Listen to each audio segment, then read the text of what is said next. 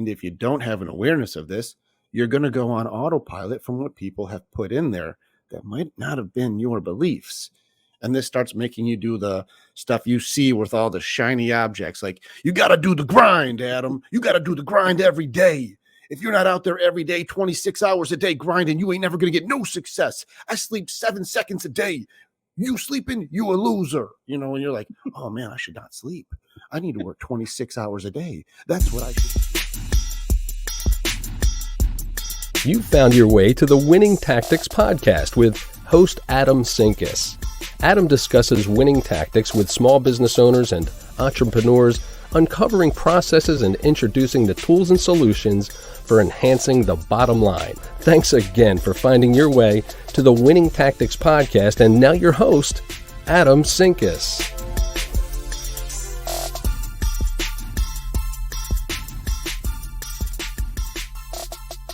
What's going on, everybody? It is another wonderful episode of the Winning Tactics podcast. Excited for today because we are talking about something that I think business owners often overlook. Before we jump into the episode, just a reminder, hop on over to thewinningtactics.com. Don't forget to subscribe to subscribe to our email newsletter where you can get your free ebook, Becoming a Better Business Leader.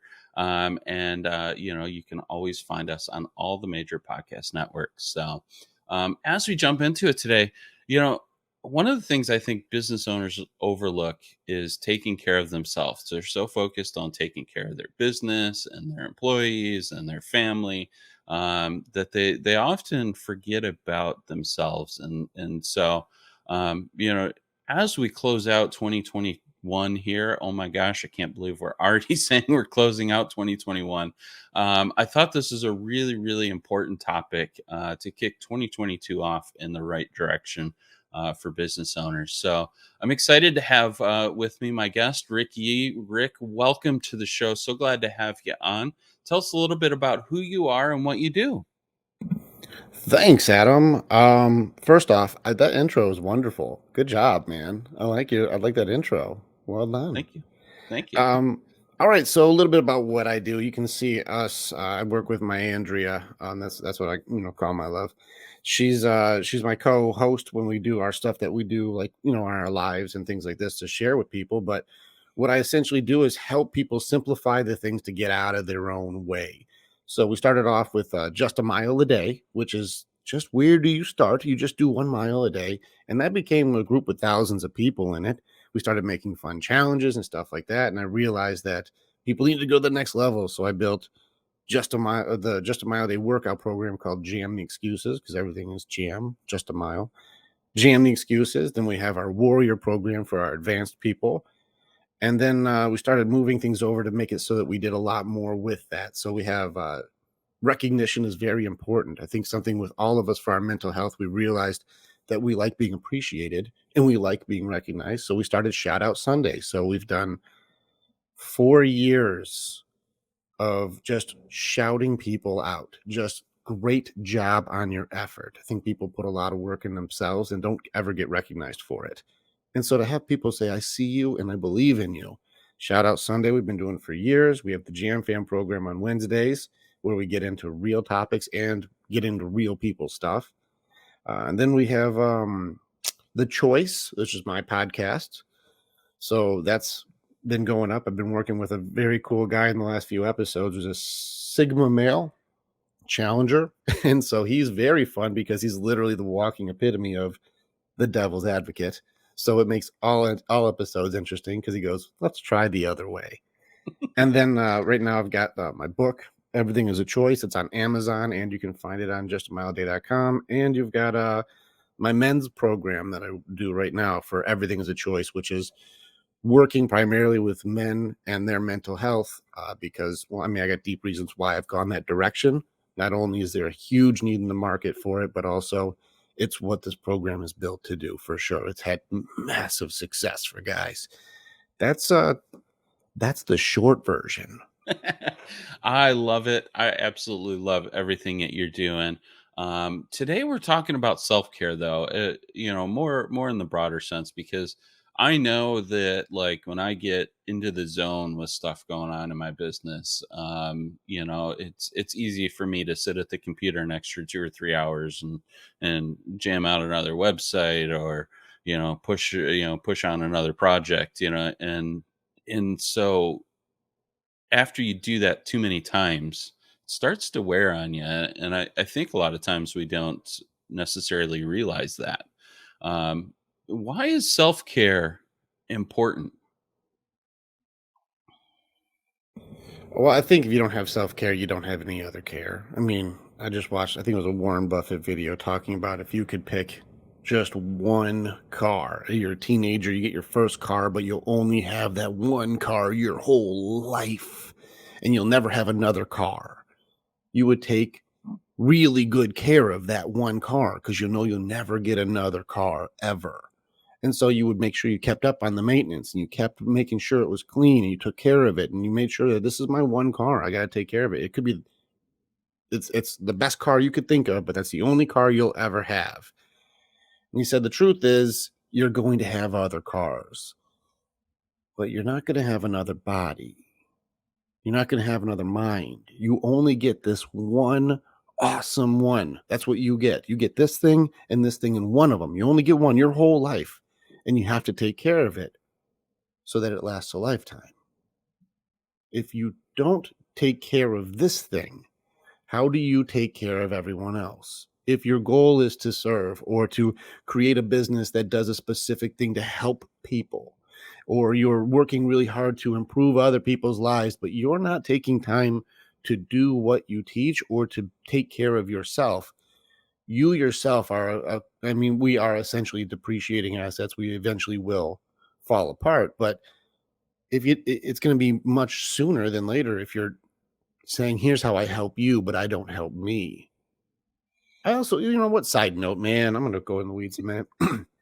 I believe that we are naturally, I guess, apathetic towards hypocrisy. We don't like seeing somebody say to do something they don't do. So, like, if you go and you're like him and hire a personal trainer and the guy's in just terrible shape, he's like, man, it's all about diet. And you're like, what diet are you on, man? Like, I'm not listening to you. You don't have the results that I want. Or it's kind of like if you go to take a millionaire class from a guy who makes 30 grand a year. You're like, how are you going to teach me to be a millionaire when you're not a millionaire? It's that kind of fruit on the tree thing. And so I think that's one of the things when it comes to like everyone's giving advice. But if you don't have the fruit on the tree, like, are we really listening to people who can't give you what you want? Just a side note on that one, as far as like everyone's telling everybody what to do, but do you do it yourself? Yeah, That's just 100%. No, told you I'm going to shoot in the one weeds. hundred 100%. No, I love that you point that out, right? Because there's a lot of, I call them shiny objects in the world, right? You can go rent a Lamborghini and a mansion for an afternoon and get a whole bunch of pictures taken, but that does not mean that just because you're standing in front of a giant house in a Lamborghini that you are rich. And so, um, you know, I think part of self care is being able to filter out some of that noise, some of that fluff in the world, and figure out what's real, what's not real, and be aware of that. And I know you talk a lot about awareness as part of this. So, can you dive into that just a little bit on and what how awareness plays into the self care piece? Yeah, but you may have to cut me off at some point on this one because I've written multiple chapters on this. Awareness isn't the first skill, and everything is a choice. Awareness is the number one first skill you have to practice. And I use these terms very specifically. It's not an accident that I call awareness a skill because skills can be learned and practiced. And if you start going, I'm going to up my awareness, I'm not going to do this as much, and I'm going to do this a lot more. And awareness makes it so that you can make choices far more effectively because I believe, and this is what I've noticed with all the men I'm working with now and all the people that I've worked with, if you can clearly see the choice, you make better ones. And if you can't see it, if you don't have awareness that that exists, you can't make that choice. And so what I see happen is people do what they're told And this is what we're told to do our whole lives. And we don't have an awareness that that's happening. You're told by your parents and then your teachers and your coach and your boss and your spouse. You're always told what you're supposed to be doing, but you don't have an awareness necessarily. Is that the right thing for you? You just keep going. I got to get a job. I got to take care of these responsibilities. I got to go do this thing. I've got to go do that now. And you stopped doing things like take care of yourself, have a dream, work on your own goals. And sometimes you start coinciding what you call your goals working for another person's company. My goal is to get top person in my department. That's not your dream though. You're building someone else's dream, and you kind of lost sight of yourself, what's your purpose and who you are. You don't have an awareness you're even looking for this. So what happens is we lose balance. We don't have it. The self-care and the health part all really comes down to balance. But even what I've been working through even this year is people don't necessarily have an awareness of the rules of life for things like love, or understanding that your belief system is at the core of everything that you are. And if you don't have an awareness of this, you're going to go on autopilot from what people have put in there that might not have been your beliefs. And this starts making you do the stuff you see with all the shiny objects. Like, you got to do the grind, Adam. You got to do the grind every day. If you're not out there every day, 26 hours a day grinding, you ain't never going to get no success. I sleep 7 seconds a day. You sleeping, you a loser. And you're like, oh man, I should not sleep. I need to work 26 hours a day. That's what I should be doing. And you don't realize that your balance on this is you're not taking care of you anymore, because now you're on whatever this grind is, which can be massively exhausting and stressful and raise anxiety and give you doubt because you're not hitting success. Like, I'm not a bajillionaire like this guy's video, and he did it in 17 minutes. It's taken me 2 years. Am I a loser? What's happening to me? And so you do the two sides of the coin. You have the skill and you have the abilities and the success and the achievements that you're going for. And the cost is on the other side that you're not putting the time into the other parts, like taking care of your body, taking care of your mind, taking care of your relationship, because you're no longer fulfilling the needs because there's always a sacrifice of time. Mhm. And are you sacrificing time towards what's really important to you? Or do you not have the awareness that your love and your people or your kids or your family, that should be important, but you're only giving them like 2 hours a week, and you're giving 90 to 100 hours a week towards this other thing, and there's no balance. And then you start seeing like the parts of us that are biological start to really kick in. Or your female's hypergamy will kick in if you are not fulfilling her needs. Mhm. Your lack of appreciation, if she's working all day, will start to kick in. Her needing reassurance and you being her safe space does not happen anymore, because you don't even know I'm supposed to be doing that, because my balance is I'm trying to get money so that I can make sure that my family is good. So I'm focused so hard on money so family is good, but you don't realize that they don't need just money. I'm trying to work on success so hard that I don't have time to do what my expectation for the gym is. That means Yeah. I got to do what, 2 hours a day? 3 hours a day? I don't got time. So I need to sacrifice health so I can work on that success, or work play balance. You Yeah. see some people who go hard, or even just rest and hustle, Yeah. man. No, 100%. I really love the perspective of, it's not it, when we think about self-care, it's not even all about us. I mean, it is about us, but it's about those around us, right? In seeing, I know my wife sees when I'm like dragging because I've like hustled an 80 plus hour week, right? And not to say that you shouldn't do that, because I think there legitimately are times in business where those points happen and you have to address them.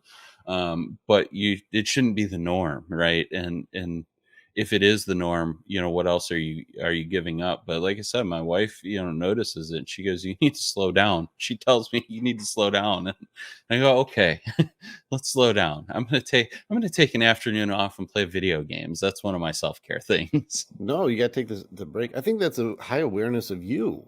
Well done.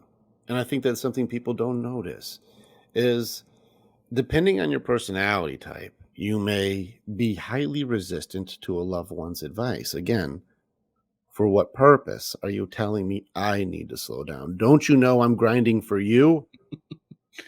You know that thing? Yeah. But she says, "Hey, you gotta slow down."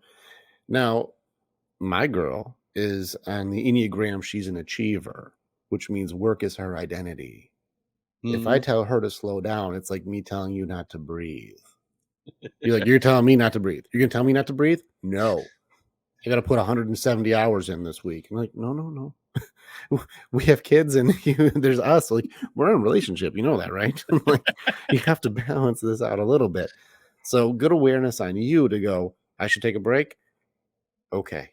Because mine doesn't. And often I don't sometimes either. She's like, "You got to stop doing this for a little bit." I'm like, "I'm mid chapter. I'm in flow. Like, this is happening."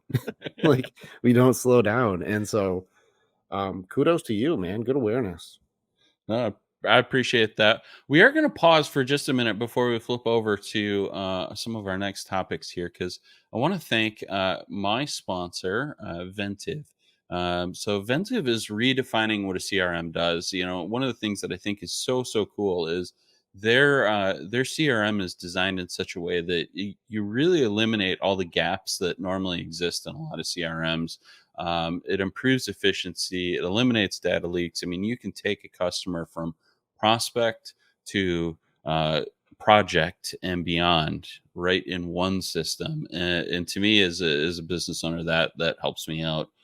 Just being incredibly efficient. So we'll make sure there's a link in the show notes for so you can go visit them and get your free 14-day trial. Also through the month of December, they are offering 50% off for the first year. So, great way to check them out. And we appreciate their support for everything that they do for the winning tactics.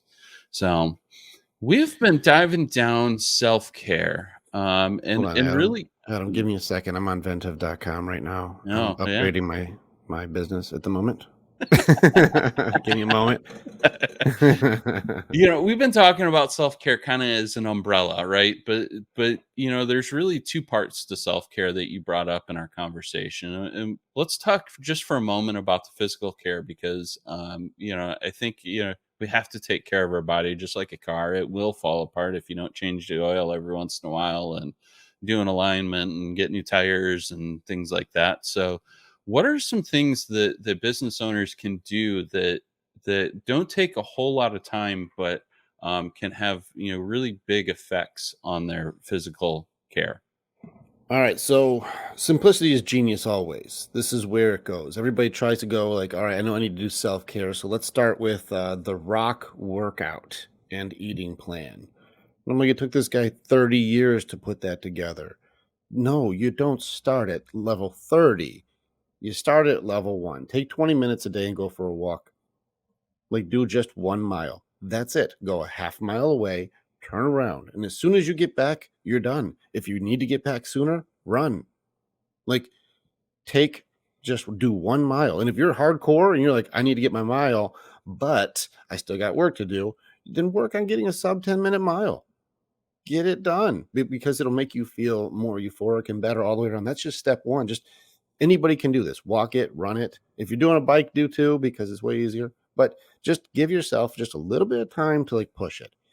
Jam the excuses. Our workout program, 10 minutes.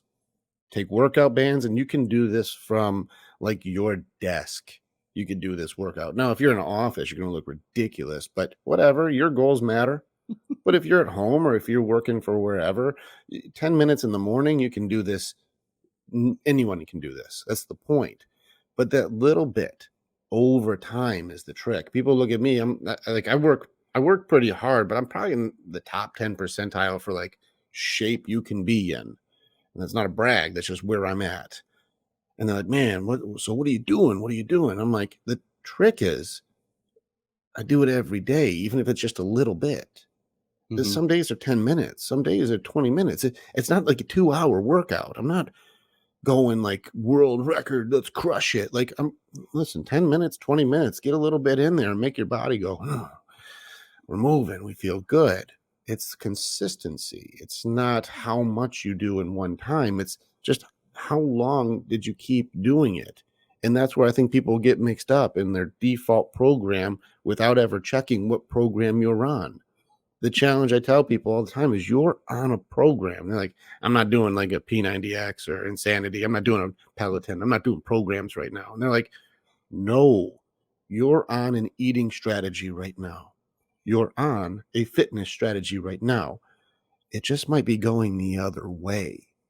Yeah. So you may be putting pounds on or not taking care of yourself or doing no cardio and you eat a lot of sugar and you're not taking care of you. That's still a program that gets results. And I Yeah. think that's kind of like the simplicity is just a little bit, just do a little bit every day Just a and little keep bit. Yeah. moving forward. Yeah, same thing with diet, I think too, just a little bit, right? I know Andrea has been working on the no sugar thing, and I don't know that I could fully cut out sugar, but if I could cut it It's a down, I choice, like, brother. Yes, you can. Yes, you can. If here's I the love thing. Oreos. Here's the That's thing my choice. is you're doing something that I love that you're doing, but I don't know people notice they're doing. Is you just said a sentence that says, I don't know if I can do that. And what that is two pieces in that. If you really start breaking it down, this is what I do with people, is that's a belief system and it's doubt, playing around with who you are. That's your identity. I don't know if I can do that. Well, that's a belief system. If you don't think you can do it, you can't do it. But if you do believe you can do it. And that's the Henry Ford. If you believe Hmm. you can or can't, either way, you're right. That's a belief system sentence. Yeah. And this is not by no means is a slight on you at all. This is how we all have to raise our awareness of our own belief system sentences we say. But if you say, I don't know if I can do that, then you can't, because you're like, I'm filled with nothing but doubt. But if you're like, if you found out today that you have I don't know, type 3 diabetes all of a sudden just happened and you cannot have sugar, or you lose your foot tomorrow, you're like, Yeah. well, I'm not even hungry for that anymore. And that's like a rock bottom moment where like that choice no longer becomes like a no consequence thing. It turns into an immediate consequence thing. So could you do it? If they stopped putting sugar in everything, I bet you could. Yep. Like, I bet you could do it no problem. If it was going to make you lose your foot, I bet you wouldn't be very hungry for a soda after that. No, you are right. I think probably the proper statement is I don't want to do that. I like Oreos. And so that's where the trade-off is. And that's where Yep. everything is a choice. Is you got the two sides of the coin. You have the things that you want for knowing that you should have I guess a cognitive dissonance. I know the right answer, but I'm doing it this way anyways, even though it goes against what I know. I know Oreos doesn't make me long-term happy and healthy, but it makes me short-term happy. Long-term sugar crash and not feel so good, and I don't look as good. It kind of messes with my self-image. It messes with my confidence. It messes with my hormones. It messes with my self-esteem. It messes with my doubt system. It messes with a lot of systems inside of me. Damn, Oreos are good. It's kind of like it's like drugs. I think sugar is what, 3 times more addicting than cocaine. Like, It is. yeah, and so I mean, it's one of those things where like if you put some of those together, you go, this is a dangerous thing. This is dangerous to the point that you would say, like, "I'll poison me because that poison's delicious." Like, like it's interesting. It really is. So, no, yeah, I think about that, but I also think about dinner. We make sure we have a well-rounded dinner. We don't eat a whole lot of fried food. We don't. Those are the types of things. Portion control. I think an easy thing to work on as well. I'm a big proponent of I put only as much food on my plate as as the portion I'm going to eat, and I very consciously try not to go back for seconds unless it's seconds of more vegetables. I like vegetables, so No, that's good. I'm glad you do. Here's a fun coaching trick. So there's something called a 20-minute meal. So the reason that we're able to eat 4 times more than we actually require for us to operate is because the stomach, receptors that tell you you're full, it takes 20 minutes for those to go like, hey, we have enough. We haven't send hey, send the message up. We have enough energy to go on for the day. We're good. It takes 20 minutes. If you timed yourself, most people crush a full plate in less than 5, which means you've already gotten seconds and some people thirds before those receptors go, hey, we have 700% to capacity here. We do not need this much in here.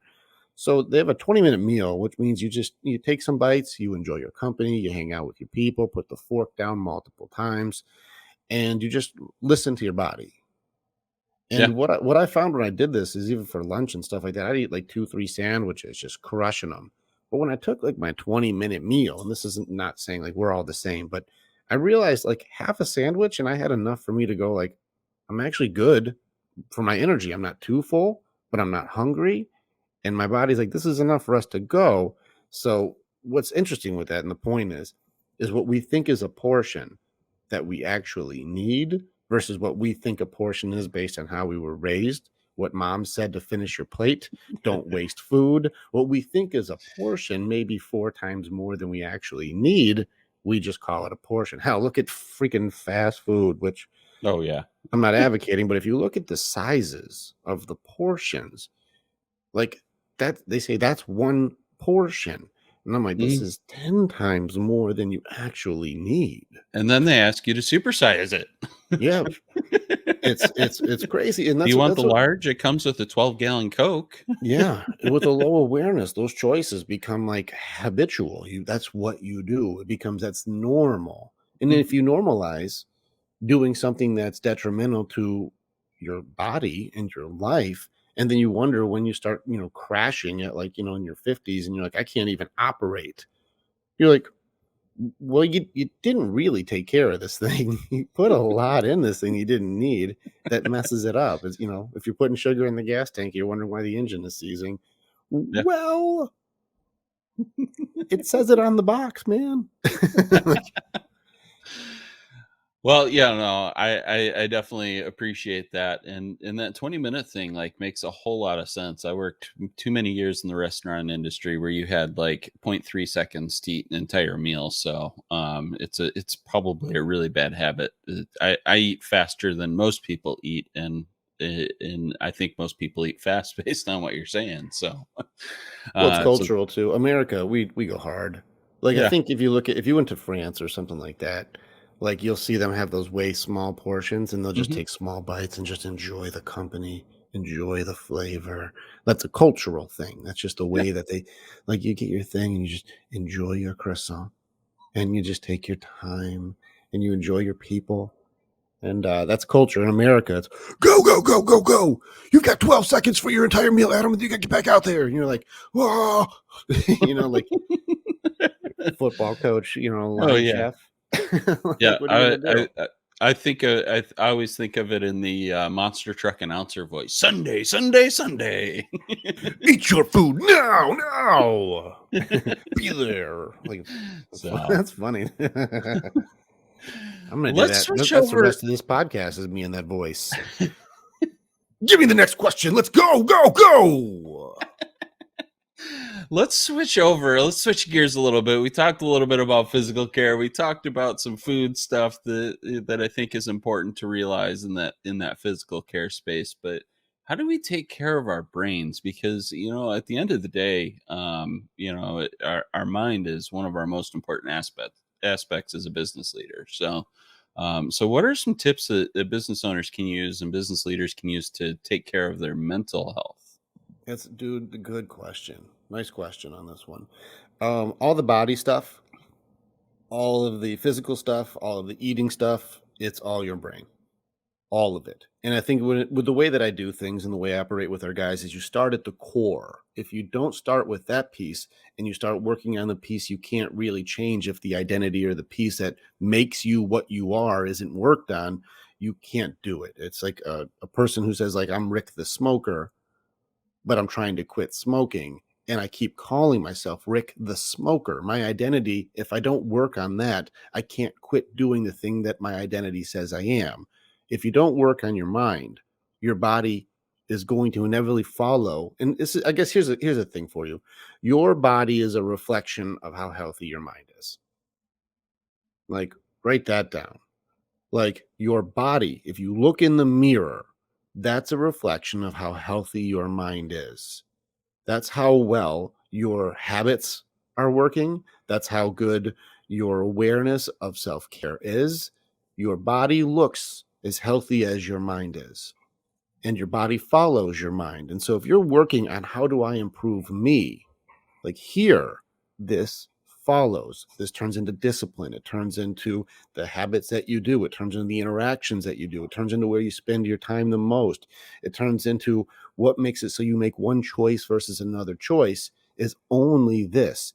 And make no mistake, your greatest superpower you have is free will and choice.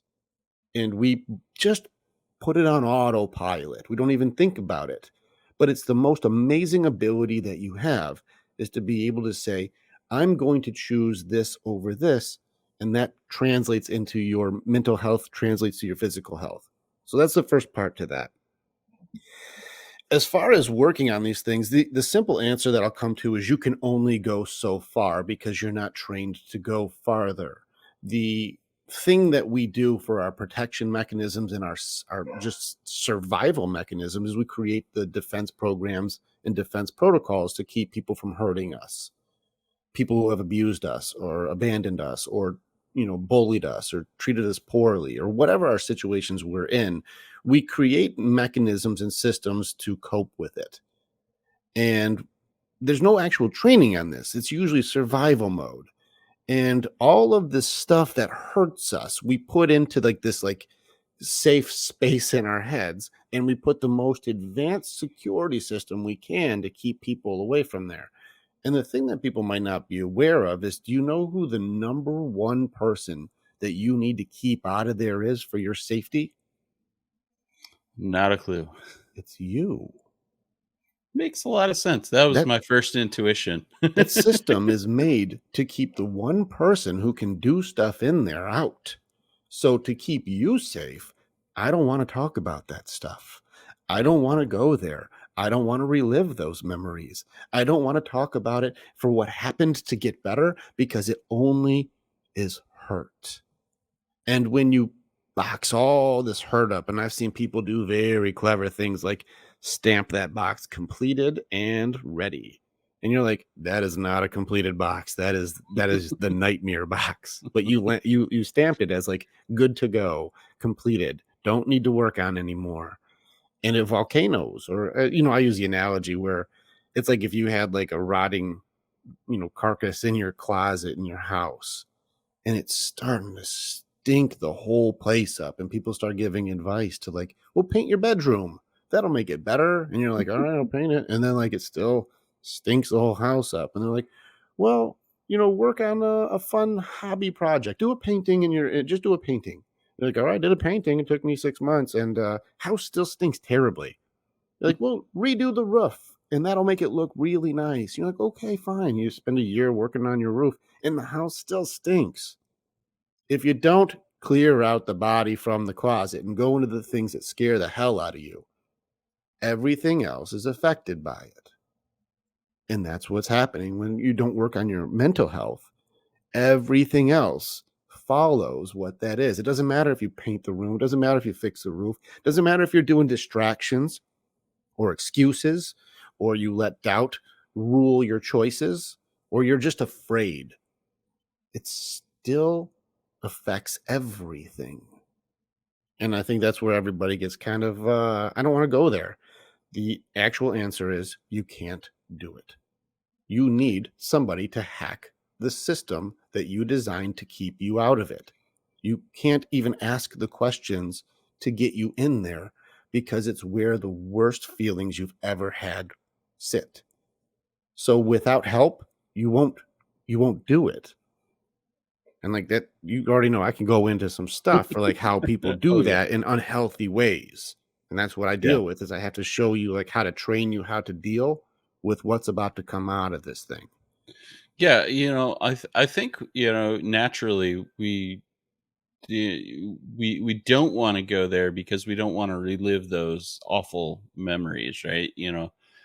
Because oftentimes that is the worst of the worst, and so you're right. We bottle it up, we live with it, we don't manage it, and I think I look back even at my own life and I go, there are times where ugly things have reared their head out of what appeared to be nowhere, but now I look back on it and I go, "Wait, no, reared its ugly head because," and that, not to say that I'm fully aware of it, but looking back on it, I understand it better than in the moment when it just blew up, and that's scary to me, honestly.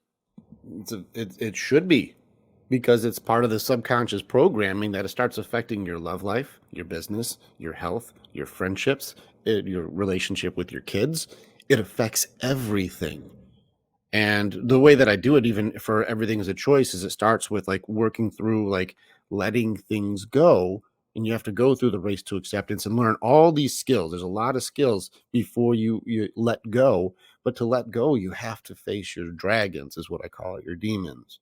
You have to face them. Now, the thing I don't like about certain therapy or counseling is it's essentially going like, wow, Adam, you've been through a lot of stuff.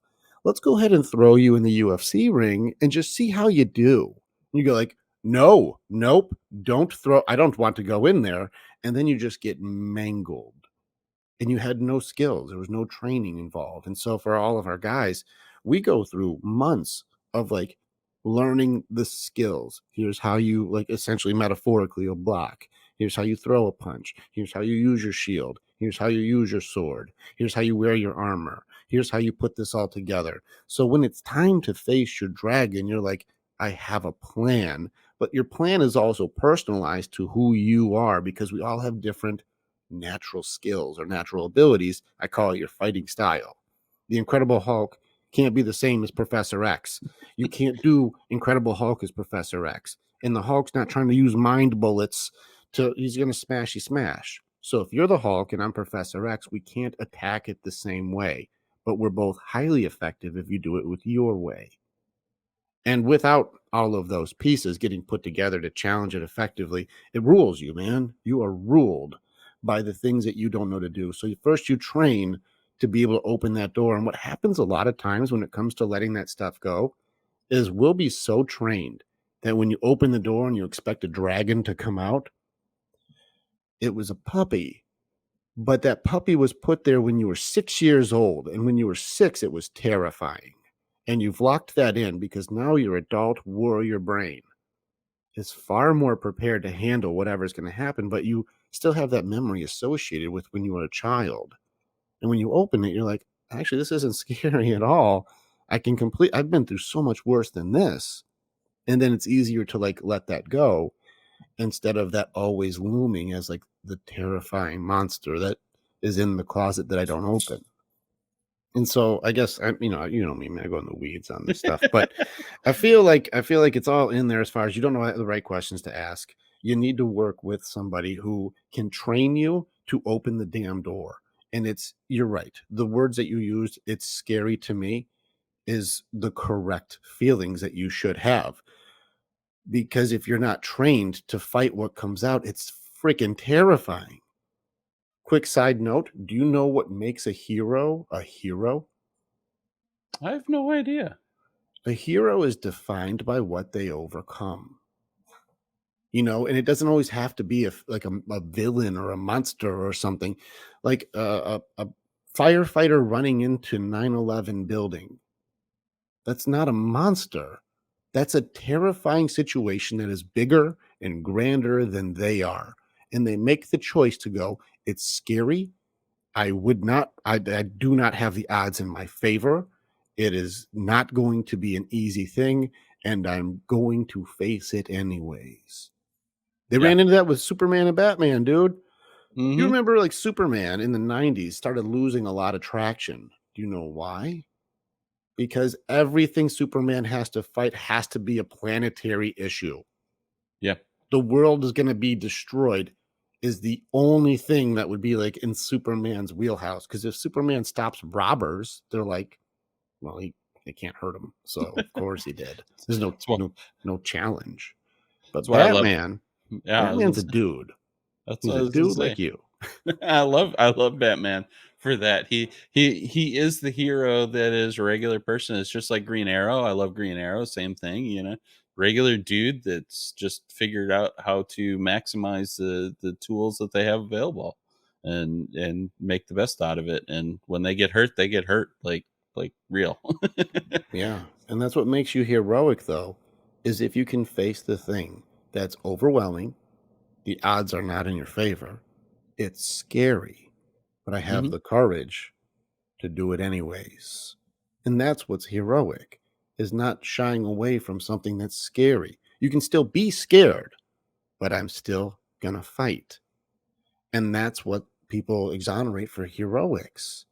It's got to be tough though. It can't be like Superman, like, well, they can't stop you, so of course you win. Or like if I had a big fight coming up with a 4-year-old, you're gonna be like, well, I don't even that doesn't even make me feel good. I don't even like watching that. It's not even a challenge. But Yeah. if I fight someone who's stronger than me, like you're gonna go fight that monster. I'm like, it's not gonna be easy, but yeah, the odds are not in my favor. But man, the guts it takes to take that on, and if you win, like, but what if you win? Yeah. Like you're a No. hero. I love that. I love that alliteration of becoming the hero in your own mind. Like, to me, that's like that is hugely powerful. So I want to. We are getting towards the end of time, so I always like to wrap up my show with a final thought. And this is your opportunity to let our listeners know, what's one thing if they that they can take away from the show today and apply to their life tomorrow. So I leave the floor to you for your final thought. All right, final thought on this one. I think there's multiple aspects on this. I work mostly with men. That's who I work with mostly. As far as the principles of what I do, anybody can do this, male or female, anybody can do this.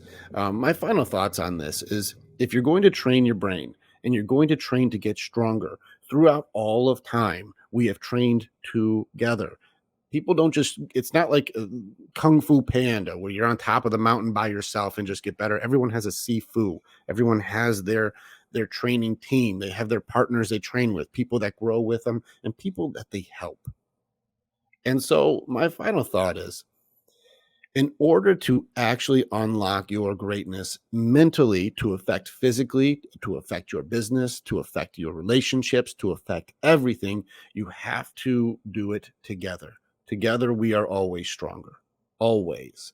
And so find a group or find a trainer or find somebody who's an actual coach, not just somebody selling multi-level marketing products, but someone who really does what they do. And you know the difference when you see it, and find someone who will ask the right questions. Find somebody who will help you train to fight the monsters. They're in there and they've been there for a long time, but we have a success rate that's off the charts for our guys. And so if you're a man and you want to say, listen, I want to team up with other warriors like me, that's how you like reach out. Check us out. It's right now, everything is a choice is on justamileaday.com. Um, Adam, I'm sure you helped build the links. So you built the page. Adam is fantastic because he's built one of our pages to showcase everything is a choice. So check that out.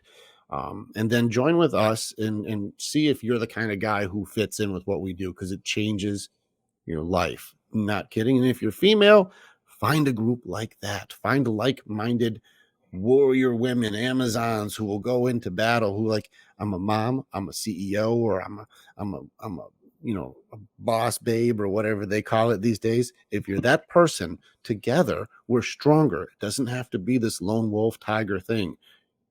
Team up, get in a pack, and you'll see you can overcome things that have been there for your whole life. Absolutely. Absolutely fantastic. I love that final thought. We'll make sure we get the links in for Everything is a Choice and Just a Mile a Day into the show notes. so that you can go check out all of their amazing programs. The Just a Mile a Day philosophy, I absolutely love it. I need to get back on the ball with it. So, but Well, everything's a choice, bro. everything's a choice. So I really appreciate your time today. I appreciate all those that took the time out to listen to the show today. And as always, we appreciate everybody. So have a wonderful rest of your week.